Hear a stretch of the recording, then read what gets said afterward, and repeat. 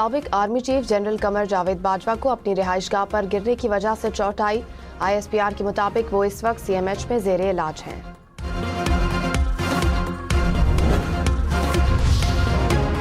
بانی PTI سے وکیل سلمان صفدر کی ملاقات کی رپورٹ جاری۔ رپورٹ میں دعویٰ کیا گیا کہ پمز اسپتال میں علاج کے باوجود دائیں آنکھ کی بینائی صرف 15% باقی ہے۔ بانی PTI کو جیل میں بروقت طبی سہولتیں نہیں دی گئیں۔ آنکھ میں خون جمنے سے شدید نقصان ہوا۔ بانی PTI نے سپرنٹینڈنٹ اڈیالہ جیل سے آنکھ کی تکلیف کی بار بار شکایت کی۔ قید میں تنہائی کے باعث ذہنی صحت متاثر ہو رہی ہے۔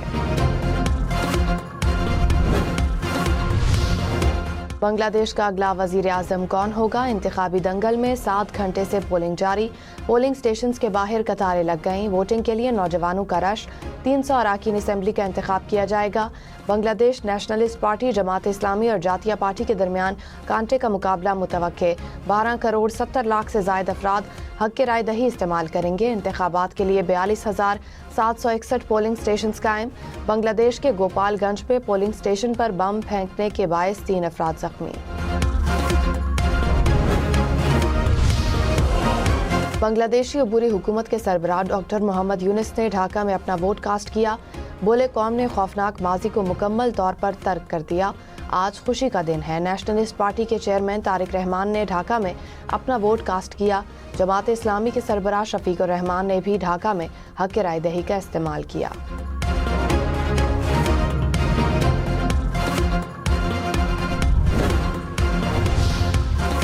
سابق حکومت کے 16 سال کے اقتدار کے بعد بنگلہ دیش میں پہلے انتخابات۔ تمام بڑی سیاسی پارٹیاں میدان میں ہونے کی وجہ سے عوام میں بھرپور جوش و خروش۔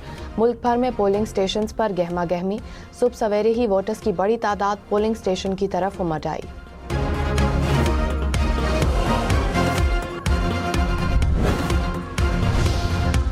بنگلہ دیش کی سیاست میں 17 سال بعد ایک نیا موڑ۔ سابقہ حکومت کا تختہ الٹنے کے بعد بنگلہ دیش کا سیاسی منظرنامہ مکمل طور پر بدل چکا۔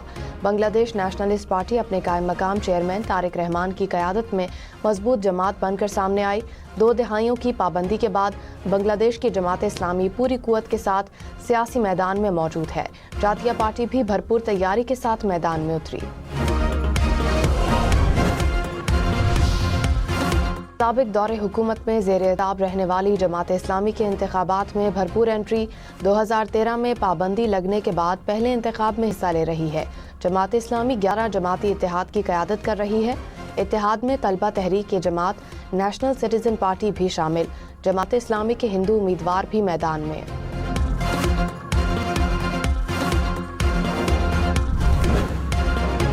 اس وقت میں موجود ہوں اور ڈھاکہ میں یہ ایک حلقہ ہے جہاں پر بنگلہ دیش نیشنل پارٹی کے سربراہ طارق الرحمان نے یہاں پر ووٹ کاسٹ کیا ہے۔ تاہم میں آپ کو یہ بھی بتاؤں کہ اب طارق الرحمان صاحب جو ہیں وہ یہاں سے جا چکے ہیں، واپس اپنا ووٹ کاسٹ کر چکے ہیں۔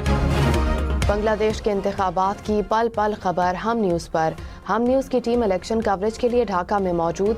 ڈھاکہ سمیت پورے ملک سے کوریج۔ کون جیتے گا، کون ہارے گا، حکومت کون بنائے گا، ہم نیوز سب دکھائے گا۔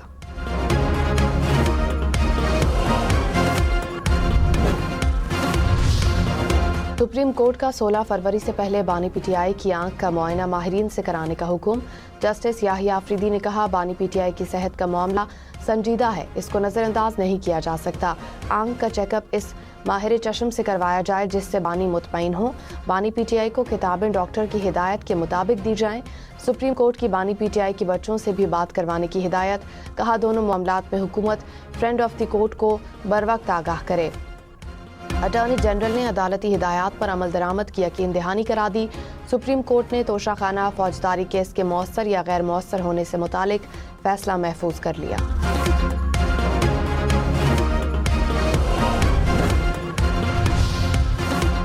کراچی میں Asia Pacific shelter and settlement forum کی 2 روزہ تقریب۔ خاتون اول آصفہ بھٹو نے کہا خطے میں لاکھوں خاندان موسمیاتی تبدیلی اور سماجی چیلنجز سے متاثر ہیں۔ سندھ کا ہاؤسنگ ماڈل زندگی اور مستقبل کی بحالی کا نام ہے۔ وزیر اعلیٰ سندھ نے کہا فخر ہے کہ سندھ دنیا کا سب سے بڑا ہاؤسنگ منصوبہ بنا رہا ہے۔ آج دنیا بھر کے لوگ منصوبے کی وسعت اور اثر دیکھنے آئے ہیں۔ سب کو مل کر ماحولیاتی تبدیلی کے چیلنج سے نمٹنا ہوگا۔ ایونٹ میں بین الاقوامی اداروں کے 600 سے زائد مندوبین شریک۔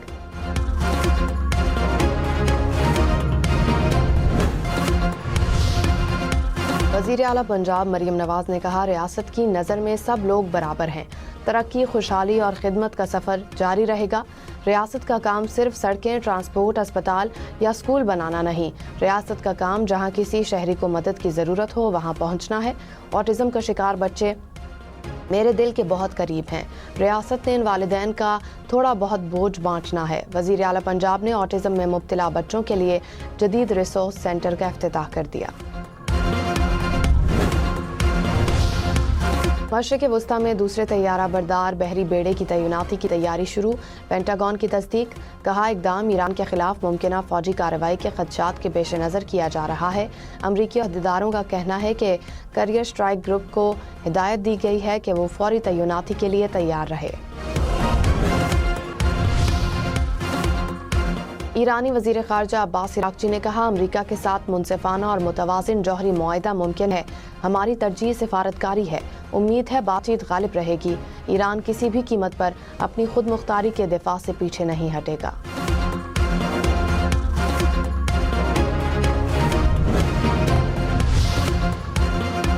پاکستان نے اپنا دوسرا مقامی سیٹلائٹ EO2 خلا میں بھیج دیا۔ سیٹلائٹ کو چین کے خلائی اسٹیشن سے لانچ کیا گیا۔ اسپارکو کے مطابق سیٹلائٹ ڈیٹا وسائل کے انتظام، زراعت اور شہری منصوبہ بندی میں معاون ثابت ہوگا۔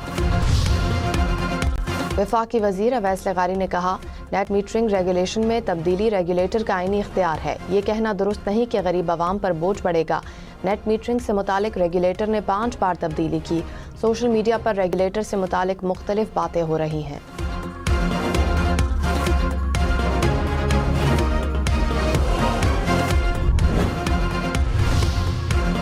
چیئرمین پاکستان سولر ایسوسی ایشن وقاص موسیٰ نے کہا پہلے سے نیٹ میٹرنگ کے معاہدوں پر موجود صارفین بھی نئی پالیسی سے متاثر ہوں گے۔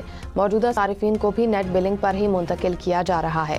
فرق اتنا ہے کہ ان سے خریدے گئے یونٹ کا ریٹ 10 کے بجائے 25 روپے ہوگا۔ پالیسی سے حکومت کو بڑے پیمانے پر فائدہ نہیں ہوگا۔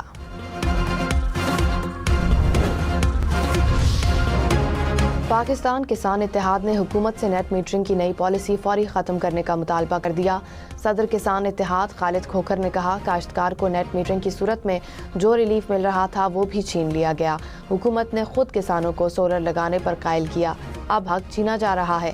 ملک کا کاشتکار بدحال ہے، اسے فصل کی پیداواری لاگت بھی نہیں مل رہی۔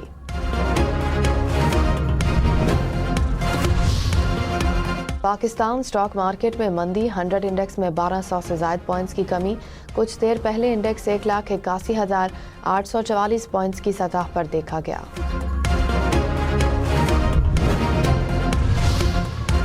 کراچی کے علاقے بلوچ کالونی میں عمارت میں آگ لگ گئی۔ آگ سے 8 منزلہ عمارت کو جزوی نقصان، عمارت کو خالی کرا لیا گیا۔ فائر بریگیڈ کی 5 گاڑیاں اور 1 سناکل نے آگ پر قابو پا لیا۔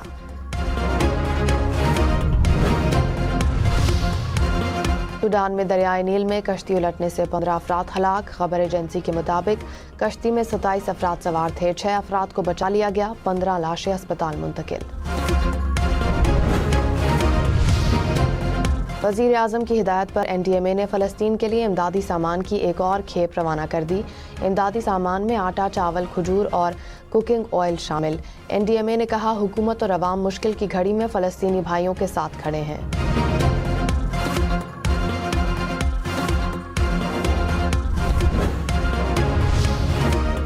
امریکی صدر کی اسرائیلی وزیر اعظم نیتن یاہو سے ملاقات، ٹرمپ کا ایران سے مذاکرات جاری رکھنے کا اعلان۔ کہا ایران کے ساتھ معاہدے کو ترجیح دیتے ہیں، کوئی حتمی نتیجہ طے نہیں پایا۔ مذاکرات میں ایران، غزہ اور خطے کی مجموعی صورتحال پر بات ہوئی۔ اسرائیلی وزیر اعظم آفس کا کہنا ہے کہ ملاقات میں امریکہ اور اسرائیل کا قریبی رابطہ برقرار رکھنے پر اتفاق کیا گیا۔